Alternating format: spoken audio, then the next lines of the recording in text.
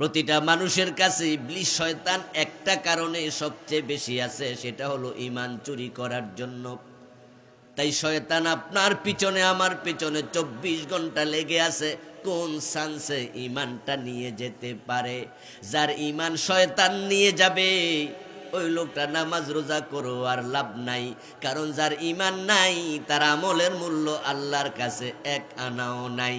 ঈমান হলো একের মতো, নেক আমল হলো ডান পাশে শূন্যের মতো, এক যদি না থাকে শূন্যের মূল্য আর নেই। এজন্য ঈমান আপনার আছে এটা ভালো, কিন্তু ঈমান যেন শয়তান চুরি করতে না পারে এই বিষয়ে সাবধান হওয়া লাগবে। যাদের ঈমান নাই তাদের ঈমান চুরিও হবে না, না থাকলে চুরি হবে কি? নেংটার নাই বাটফারের ভয়। রাতে 2টা বাজে আপনাদের রাস্তা ধরে হেঁটে যাচ্ছে এক ভদ্রলোক,